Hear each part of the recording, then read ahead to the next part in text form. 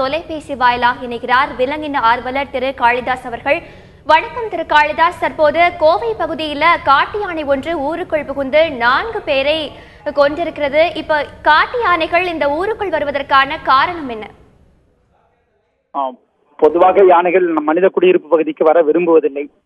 இந்த யானைகள் எல்லாம் இப்போது கடும் வறட்சி நிலவுகிறது.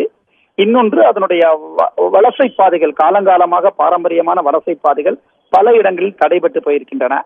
வனப்பகுதிக்குள் மட்டுமே யானைகள் இருக்கும் என்று நாம் எதிர்பார்க்க முடியாது. சில நேரங்களில் இப்படி வருவதுண்டு. ஆனால் இந்த சம்பவம் மிகுந்த துயரம் மிகு சம்பவமாகும். இந்த சம்பவம் என்பது எந்த யானையும் மனிதர்களை கொல்ல வேண்டும் என்று விருப்பத்தோடு வருவதில்லை. அது வழி தவறி வந்த யானை வழியில் பட்டவர்களை கொண்டிருக்கிறது. இது இந்த இறந்தவர்களுக்கு நம் எல்லோர் சார்பாக ஆழ்ந்த வருத்தத்தையும் தீரத்தையும் தெரிவித்துக் கொள்கிறார். அதே நேரத்தில் இதை ஒரு விபத்தாகத்தான் நாம் கருத வேண்டும். இந்த யானை இப்போது மதநிலையில் இருக்கிறது. மதநிலையில் இருக்கிற யானைகள் சில நேரங்களில் அரிதிலும் அரிதாக இப்படி நடந்து கொள்கிறது. இந்த சம்பவத்தில் இந்த யானையை பிடித்து அதை ஒரு வளர்ப்பு யானையாக மாற்ற முயற்சிகள் நடந்து கொண்டிருக்கிறது. அப்படி மாற்ற வேண்டும் என்பதுதான் எங்களுடைய கோரிக்கை. இந்த மாதிரி சம்பவங்களில் இருந்து கற்றுக்கொண்டு வனப்பகுதிகளிலிருந்து யானை வெளிவராமல் தடுப்பதற்கான எல்லா நடவடிக்கைகளும் நாம் செய்ய வேண்டும். அவற்றுடைய பாரம்பரியமான வலசை பாதைகள் தடைபட்டிருக்கிற போது அவற்றை காப்பாற்ற வேண்டிய அவசியம் முன்னெப்போதும் இல்லாத அளவுக்கு ஏற்பட்டிருக்கிறது. இந்த கோவை மாநகரம் என்பது மலையை நோக்கி விரிந்து கொண்டிருக்கிறது.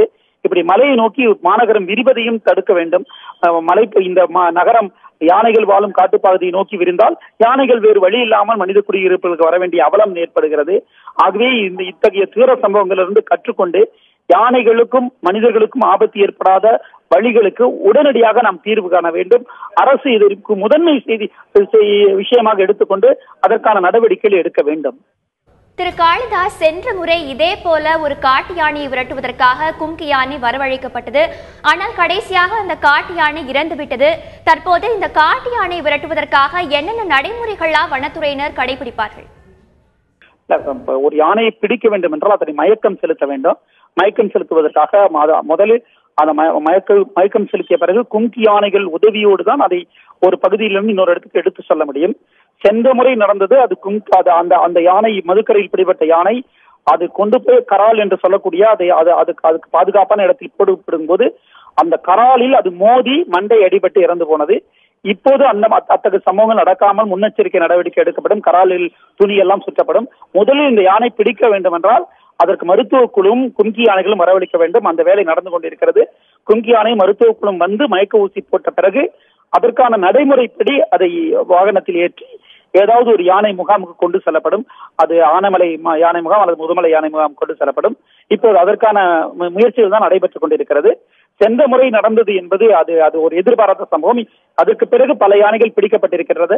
போன வாரம் கூட கேரளாவில் ஒரு யானை வெற்றிகரமாக பிடிக்கப்பட்டிருக்கிறது. ஆகவே இந்த யானை வெற்றிகரமாக பிடிக்கப்பட்டு அது வளர்ப்பு யானையாக மாற்றப்படும் என்று நம்புவோம். திரு காளிதாஸ், இப்போ இந்த காட்டு யானைகள் ஊருக்குள் வராமல் தடுப்பதற்கு தமிழக அரசு சார்பா ஏதாவது நடவடிக்கை எடுக்கப்படணுமா? தமிழக அரசுக்கு நீங்கள் ஏதாவது கோரிக்கை வைக்கிறீர்களா? நிறைய கோரிக்கை இருக்கு மேடம். முதல் கோரிக்கை எல்லா பகுதிக்கும் ஒரே தீர்வு மூலமாக இந்த யானை பிரச்சனையை தீர்க்க முடியாது. ஒவ்வொரு பகுதிக்கும் ஒவ்வொரு தீர்வு உண்டு. கோவை பகுதியை பொறுத்தளவில் இந்த நகரம் மேற்கு நோக்கி, அதாவது மலைப்பகுதி நோக்கி வளர்ச்சியை கொண்டு செல்லக்கூடாது. யானைகளின் பாரம்பரிய வலசை பாதைகளில் தடை ஏற்படாமல் இருப்பதற்கான சிறப்பு சட்டம் ஒன்றை அவசரமாக நடைமுறைப்படுத்த வேண்டும். அது யானைக்கு நமக்கு தான் அரசு நிலம், வனநிலம், தனியார் நிலம் என்பதெல்லாம். ஆனால் யானையை பொறுத்தளவு அதனுடைய இடம், அதனுடைய வாழ்விடம் தனியார் நிலமாக இருந்தாலும் அது போய் வருவதற்கான தடங்கள் ஏற்படாமல் பாதுகாக்க வேண்டியது நம்முடைய கடமை. அதே போல் வனப்பகுதிக்குள் அதனுடைய கலை செடிகள் மண்டி அதனுடைய உணவு தேவை குறைந்து போயிருக்கிற போது அந்த வனத்துக்குள் இருக்கிற கலை செடிகளை அகற்றுவதற்கான ஒரு போர்க்கால நடவடிக்கைகள் எடுக்கப்பட வேண்டும். அதே போல் கோடை காலங்களில் தண்ணீர் வற்றி போகிறது. இந்த ஆண்டு கடுமையான வறட்சி வற்றி போயிருக்கிற போது அதற்கு தேவையான இடங்களில் தண்ணீர் நிரந்தரமாக கிடைப்பதற்கு நாம் வழிவகை செய்ய வேண்டும். அதே போல் இந்த யானை விரட்டும் பணியில் ஈடுபடக்கூடிய களப்பணியாளர்களுக்கு போதிய வசதிகள் செய்து தர வேண்டும். அதற்கான நிதி ஒதுக்கப்பட வேண்டும். பட்டாசு வாங்க கூட நிதி இல்லாமல் வனத்துறை இப்போது சிரமப்பட்டுக் கொண்டிருக்கிறது. அதற்கான நிதி போதிய அளவுக்கு ஒதுக்கப்பட்டு அதற்கான களப்பணியாளருடைய எண்ணிக்கை அதிகப்பட்டு கோயம்புத்தூர், வால்பாறை, கூடலூர், ஒசூர் போன்ற பகுதிகளில் யானை பிரச்சனை அதிகமாக இருக்கிற போது அவற்றை விரட்டுவதற்கான களப்பணியாளர்களும் அதிகமாக தேவைப்படுகிறார்கள்.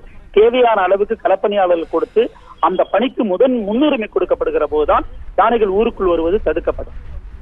திரு காளிதாஸ், இப்போ நீங்க தமிழக அரசு என்னென்ன நடவடிக்கை எல்லாம் எடுக்கணும் அப்படின்னு சொன்னீங்க. பொதுமக்கள் சார்பா இந்த மாதிரி ஒரு சூழல்ல என்ன மாதிரியான விஷயங்கள்ல அவங்க கையாள வேண்டும்? பொதுமக்களை பொறுத்தளவு ஒரு மரணம் ஏற்பட்டு இருக்கிறது என்பது வருத்தக்கூடியது. இது யாரும் மரணத்தை நியாயப்படுத்த முடியாது. ஆனால் இந்த மரணம் என்பது திட்டமிட்டு ஒரு யானை செய்த கொலை அல்ல. இது ஒரு விபத்து. அந்த யானை மத யானை போகிற வழியில் அது தனக்கு ஏதோ தனக்கு ஏற்பட்ட ஒரு துயரம், உணவு கிடைக்காமல் தண்ணீர் கிடைக்காமல் ஏற்பட்ட துயரத்தில் இப்படி நடந்திருக்கிறது. இதை ஒரு விபத்தாக நடத்த வேண்டும் தவிர யானையின் மீது வெறுப்பு காட்டக்கூடாது. இந்த யானையை பிடித்து அது வளர்ப்பு யானையாக கொண்டு போவதற்கான அந்த வனத்துறையினுடைய முயற்சிக்கு நீங்க ஒத்துழைப்பு தர வேண்டும். 19 பேரை கொன்ற மூர்த்தி என்கிற யானை கேரளாவில் சூட்டட் சைட் என்று சுடுவதற்கு ஆணையிடப்பட்ட போது தமிழக அரசு அதை பிடித்து இன்றைக்கு முதுமலையில் அந்த யானை மிக சாதுவான யானையாக இருக்கிறது. ஆகவே யானைகள் எந்த யானையும் வன்மம் நிறைந்தது கிடையாது. இன்றைக்கு இப்படி ஒரு துயர சம்பவம் நடந்திருக்கிறது. இந்த யானையை பிடிப்பதற்கு பொதுமக்கள் ஒத்துழைப்பு தர வேண்டும். அதே போல் யானைகள் இல்லை என்றால் நமக்கு காடு கிடையாது, காடு இல்லை என்றால் நம் தலைமுறைக்கு வாழ்வு கிடையாது என்கிற போது யானைகள் மீதும் அவையும் பரிதாபமாகத்தான் அழைகின்றன.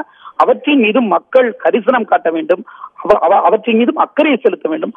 அப்போதுதான் யானை வாழும். யானை வாழ்ந்தால் காடு வாழும், காடு வாழ்ந்தால் நாம் வாழ முடியும் என்பதை மக்கள் உணர வேண்டும்.